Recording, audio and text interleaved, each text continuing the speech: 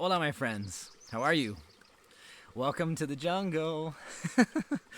I'm actually not that far off the beaten path. I'm off a little thing here. I'm on a really beautiful canyon today that I have not explored yet. So I took a fork in the road in another canyon that's a little bit south of where I normally hike, where you guys are usually joining me, and have found some really nice stuff here. There's some water running through, which is really beautiful. The birds are chirping.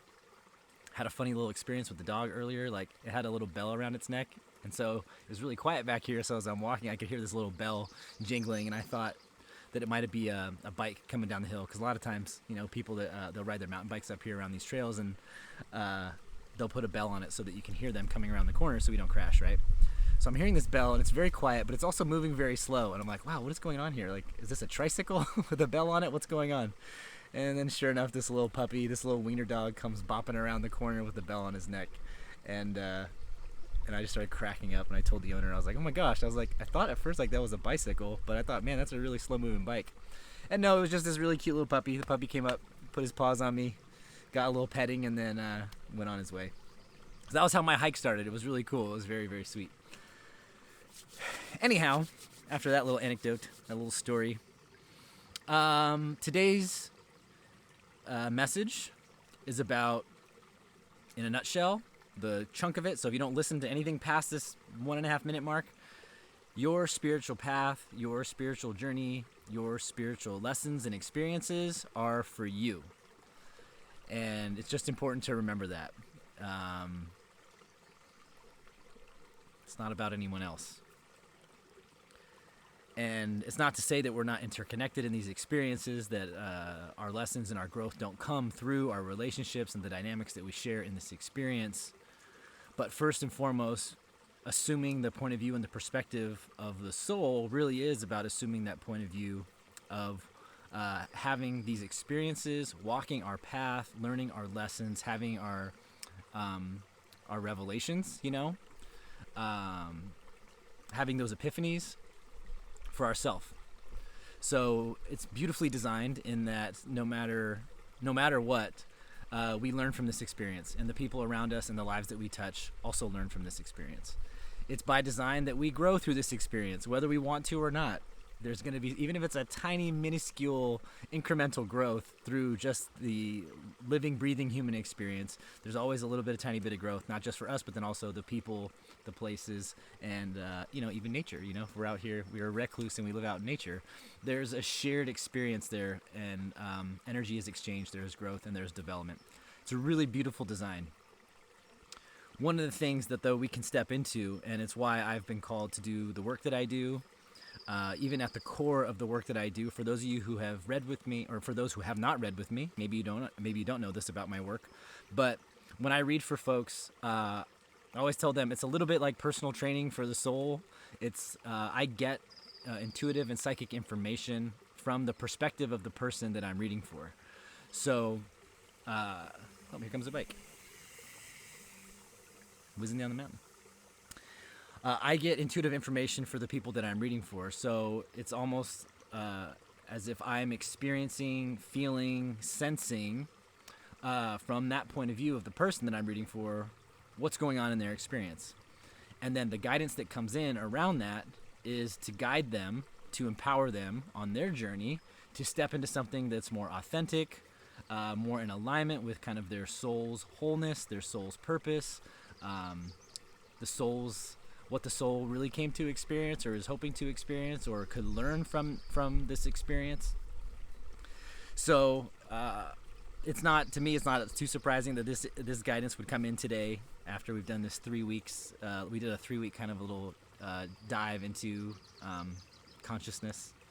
We talked about divided mind and loving mind, and then unity consciousness. And now we're just kind of going to expand this concept into, well, what are we doing here?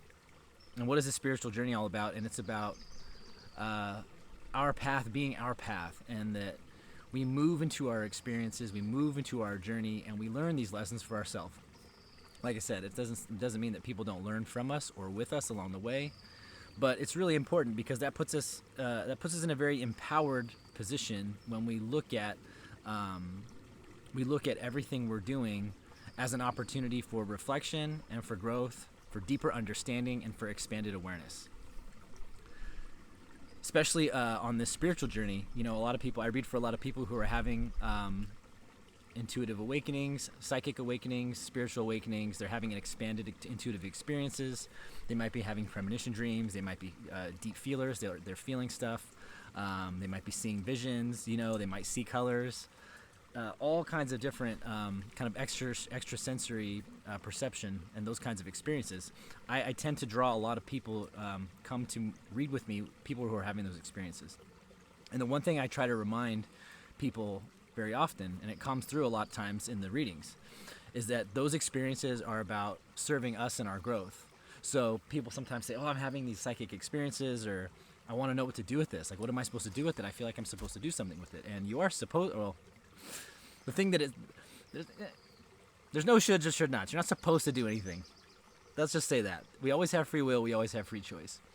But the first mechanism, I would say, for those experiences, the first way that it has utility is to help us grow, to learn and to understand, to expand our awareness and to deepen our experiences.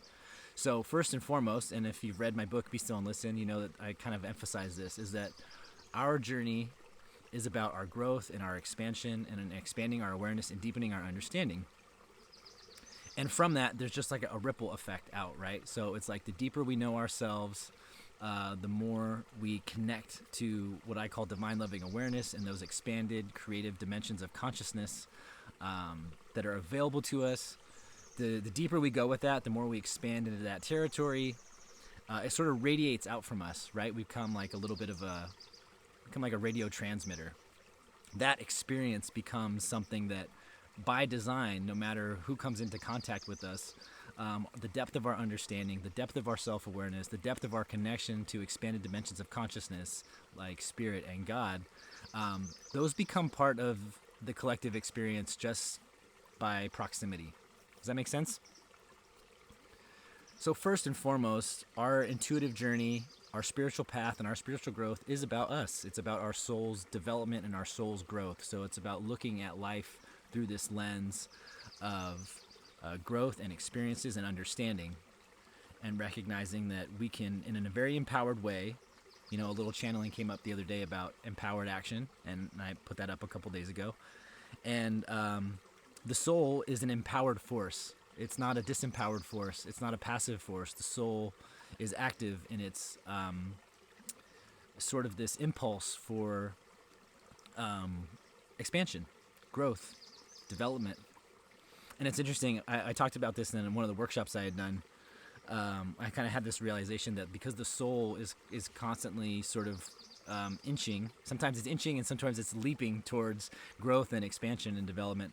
I've thought that what we've seen in our world a little bit with industrialization and our economics and, the destruction of the planet, the way that humans have grown and grown and grown, and we scale, especially like you look at capitalism, it's almost like a very gross material and a very hyper-masculine form of this very natural impulse that we have for growth, right? The soul is here to grow and to experience and to expand. And it's interesting to watch what happens with us, with humanity, because we've grown and expand in a physical and a material way, in a way that's maybe not so sustainable. But it's almost like some of that energy wants to be channeled now into soul and spirit and inner world and inner work. At least that's my hypothesis. Maybe that little realization I had will help you when you think about this, is that yes, there is an impulse. Deep inside of us, there's an impulse to grow and to expand on a soul level. It's just that primarily happens at the level of soul, right? The level of consciousness. And that's where a lot of the work feels like it wants to take place inside each and every one of us. We've proven that we can, the mankind, I got flies in my eyes. Mankind has proven that mankind can sort of, exercise its will and exert its will over one another and over the environment, even though that's not going to pan out so well if we continue to do that.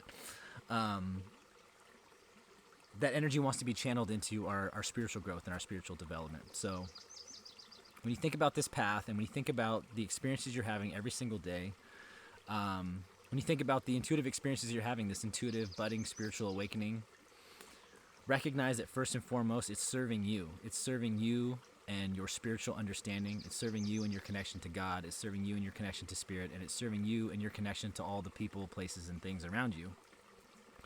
That's first and foremost. Now, you may or may not get called to share or engage with the public the way that I have been called. It's something I never expected. My spiritual journey, my spiritual path always was a very personal thing that I never necessarily expected to be like a public thing. I never expected to be doing videos or writing books about this in particular. And I definitely didn't expect to be doing intuitive readings for people either and helping guide the soul's growth in that way. But that's what eventually happened, and that's where I was called. So if you're on this journey and you're on your path, I just want to remind you that first and foremost, your path is about you, and your path is about your soul's growth and its expansion and finding itself in a way that it can express its highest thoughts and ideals and values and its highest dimension of creativity in this physical world. That's first and foremost what this experience really is about when it comes to kind of like the soul's expression. And part of that path may be doing healing work. Part of that path may be using your intuitive and psychic ability to help others. Or maybe it's to help invent things. Maybe it's to just take care of your family. Maybe it's to be a good friend and a great listener, you know? None of it is without value.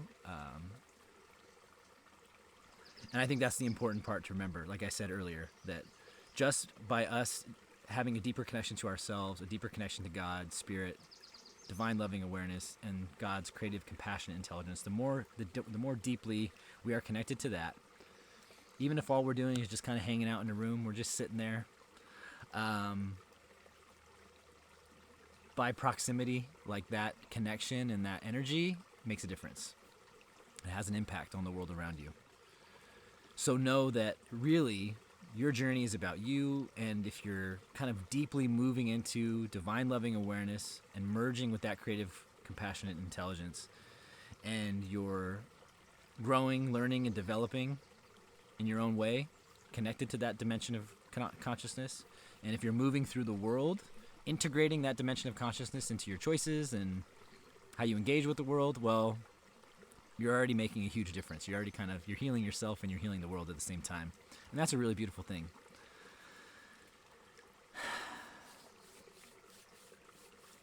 But at the end of the day, there's no pressure. There's nothing that you have to do with any of this stuff. This journey and this experience is about you. And it's important to remember that everybody else is having their experience too. So, that should relieve a little bit of the stress that we might put on ourselves to control things or to fix certain things or to make things a certain way that are outside of ourselves, because that's not always our role. That's not always the work, because so much of the work right now is the inner work and that connection to soul and spirit. And again, at the end of the day, that's about you.